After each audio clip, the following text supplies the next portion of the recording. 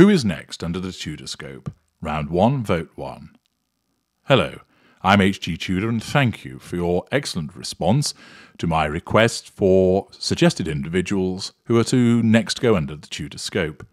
As you know, the purpose of the Tudorscope is to examine the life of an individual utilising a wealth of source materials to make a determination as per my standard classification as to whether the individual is a narcissist or an empath or a normal or narcissistic but not a narcissist. And in applicable instances where psychopathy is determined, that will be included too. You've provided me with a wealth of suggestions. People who are internationally famous, others perhaps better known within their home countries. People from politics, pop music, celebrity, entrepreneurship. People from world leadership. Individuals who are well known in a sporting field. Some are perhaps a little more obvious than others. Some would present tremendous debate as to what they are. Nevertheless, it's going to be most interesting to make a determination as to what they are and for you to test your skills to determine if you can recognise what they are. Some may well be an empath, and if so, we'll look at what their school and cadre is too. If they turn out to be a narcissist, similar applies. We look at their school and cadre. As always, reasons will be given as to why they've been found to be within that particular base classification.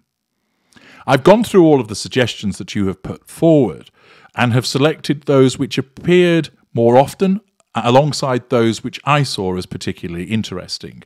So there is a mixture as to why they've been selected from the many, many names that you have put forward. Thank you for your contributions. The way that it's going to work is we're going to put it to the vote so that ultimately the decision will be yours. In the first wave, because YouTube allows me to offer you 4 choices in the community section of this channel as per voting, I'm going to offer you 4 names from those that I have selected. That will be round 1. Vote 1. Then I'll offer you 4 more names. That'll be round 1, vote 2. Then a third batch of names and a fourth batch of names. So 16 names are going to be put forward. Men, women, old, young, different backgrounds, differing levels of fame. And then the winner of each round will go through to the final determination. And from that, the person that you vote as winner will go under the Tudorscope and be examined. Accordingly, we'll do it on the basis, so far as one's able, subject to my other commitments, of a daily vote. And so shortly after this video, the voting window will open and you'll be able to cast your vote. I'd encourage you as many as possible to get involved, and feel free to submit in the comments beneath your vote as to why you've chosen that particular person for examination. But that's enough from me about the process. Now, let's bring on the people that are going to be subjected to your votes as potentially the next person to go under the Tudorscope. Our first potential candidate was born in Concord, California on July the 9th, 1956. His mother was from a Portuguese family. Their surname was originally Fraga. His father had English ancestry. And through this line, this person is a distant cousin of President Abraham Lincoln and children's host Fred Rogers. His parents divorced in 1960, and this person went to live with his father. His family moved often. By the age of 10, he had lived in 10 different houses. His religious history was Catholic and Mormon, and his teenage self was something of a Bible-toting evangelical for several years. In school, he was unpopular with students and teachers alike, and he later told Rolling Stone magazine that I was a geek, a spaz, I was horribly, painfully, terribly shy. At the same time, I was the guy who'd yell out funny captions during film strips. But I didn't get into trouble. I was always a real good kid and pretty responsible. The individual acted in school plays and then studied theatre in California before transferring to California State University. The individual that's going to be put forward to your vote is an American actor and filmmaker. He's known for both his comedic and dramatic roles. He's one of the most popular and recognizable film stars worldwide and is regarded as an American cultural icon. His films have grossed more than $4.9 billion in North America and more than $9.96 billion worldwide, making him the fourth highest grossing actor in North America. He's received numerous honors, including the AFI Life Achievement Award in 2002, the Kennedy Center Honor in 2014, the Presidential Medal of Freedom, and the French Legion of Honor, both in 2016, as well as the Golden Globe Cecil B. DeMille Award in 2020. He made his breakthrough with leading roles in a series of comedy films which received positive media attention. He's also undertaken romantic comedies. And for his work on television, he's won 7 Primetime Emmy Awards for his work as producer of various limited series and television movies, including From the Earth to the Moon, Band of Brothers, John Adams, The Pacific, Game Change, and Olive Kitteridge. He's appeared in films such as Splash, The Money Pit, A League of Their Own, Philadelphia, Saving Private Ryan, Forrest Gump, Catch Me If You Can, The Terminal, Bridge of Spies, The Post, The Green Mile, Sleepless in Seattle, Castaway, You've Got Mail, Apollo 13, Captain Felix, Saving Mr. Banks, A Beautiful Day in the Neighborhood, Charlie Wilson's War, News of the World, and Elvis. He also voiced Sheriff Woody in the Toy Story film series. You'll have guessed it by now, our first candidate is Tom Hanks.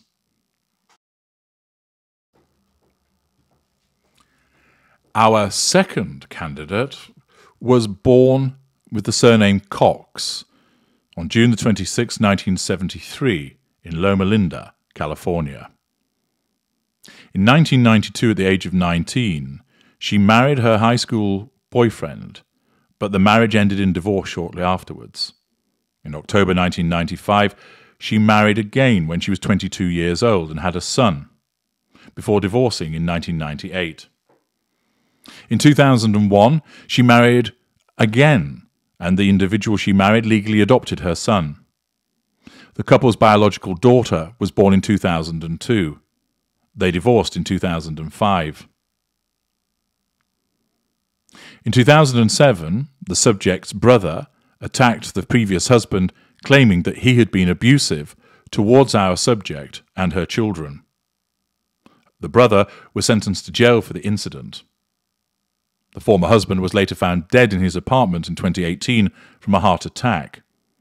Our subject, listed as his next of kin, was notified, but his family wasn't informed until 5 weeks later when nobody had claimed his body. In 2006, the subject married another man, commonly going by the name Charles, in Las Vegas, Nevada. Charles, who was a lifelong Catholic, converted to the Church of Jesus Christ of Latter-day Saints for this individual.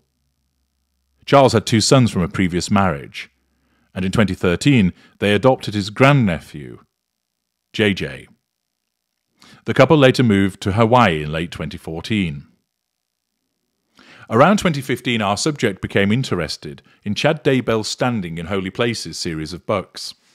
The family moved back to Arizona in 2016, and in the fall of 2018, our subject met Chad for the first time at a Preparing a People event. Chad claimed to our subject that they had been married in 7 previous lifetimes. They started communicating privately afterwards. After their initial meeting, our subject's husband went on a business trip, giving her the opportunity to hold a small overnight gathering at her home. Chad and Gib were among the attendees, with Chad captivating our subject and the group by sharing his unique religious beliefs. He claimed to have lived 31 different lives on different planets and categorized people as light or dark based on their affiliation with Jesus Christ or Satan.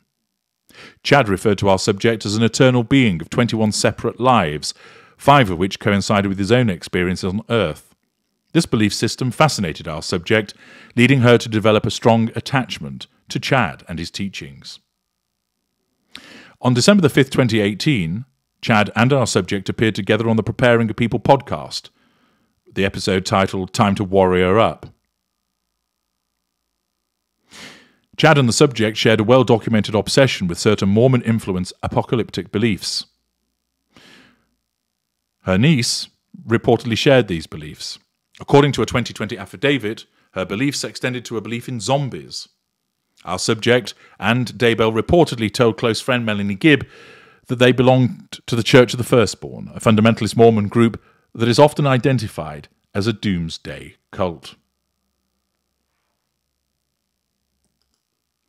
Our subject was sentenced to life in prison for murdering her 2 youngest children and conspiring in the murder of her husband's former wife.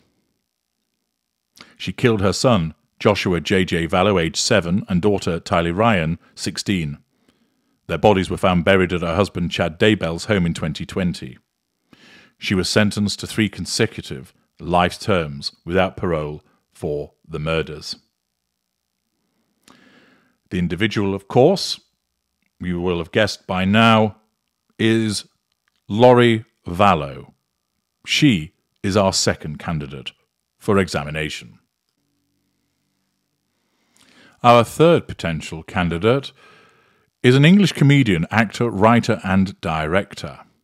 He originally worked in the music industry and attempted a career as a pop star in the 1980s as a singer of a new wave act, and managed a then unknown band before turning to comedy.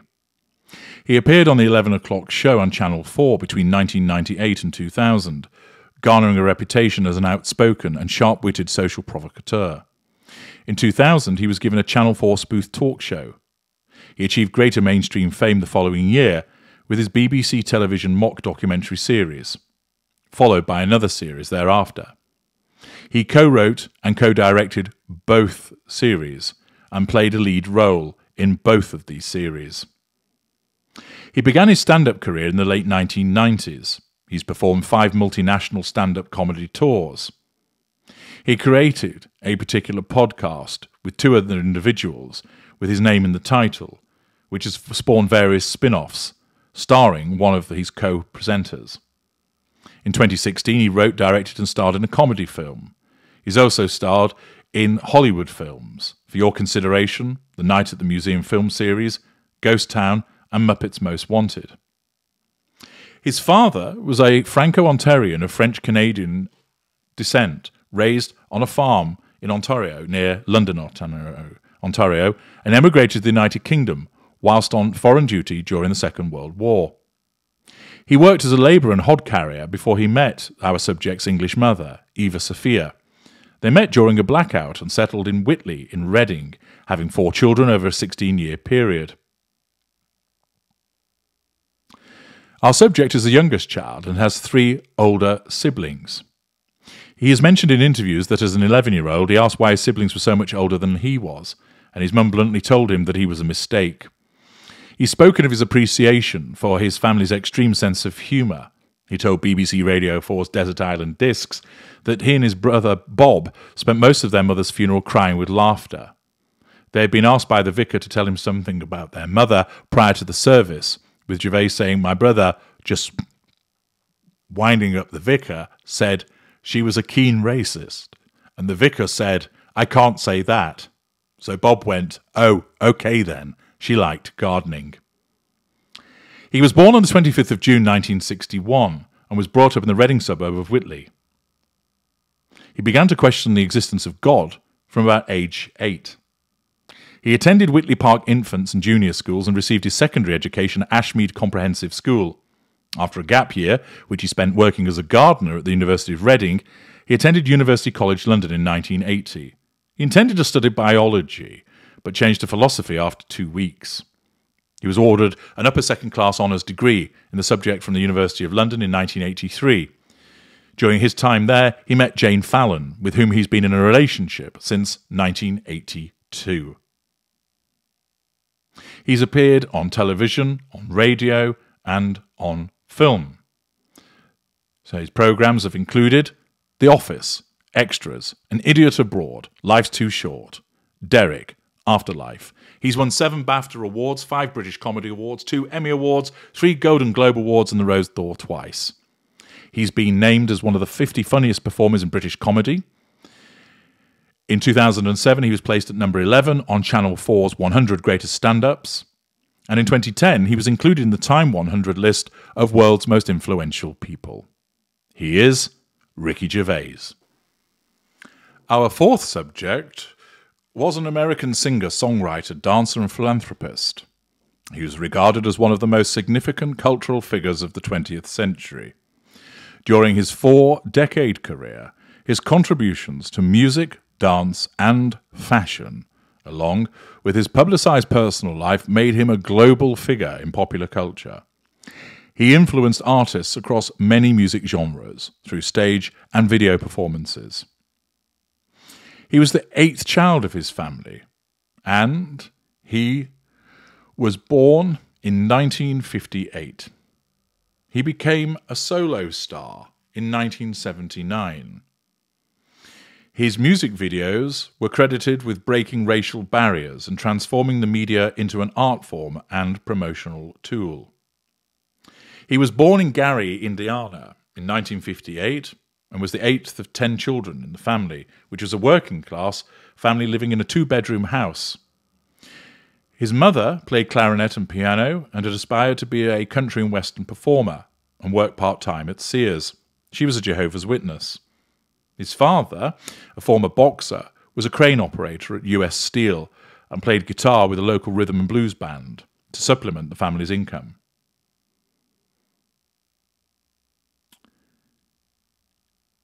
The father's great-grandfather was a US Army Scout. Family lore held that he was also a Native American medicine man. Our subject grew up with 3 sisters and 5 brothers. He formed a musical band which included his brothers and his father. He did that for a period of time before becoming a solo star. He, with his music, helped propel the success of MTV, and he continued to innovate with various videos.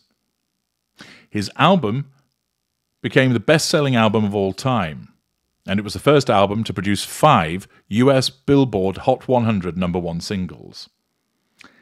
In the late 1980s, he became a figure of controversy and speculation, owing to his changing appearance, relationships, behaviour, and style. In 1993, he faced criminal accusations. The lawsuit was settled out of civil court.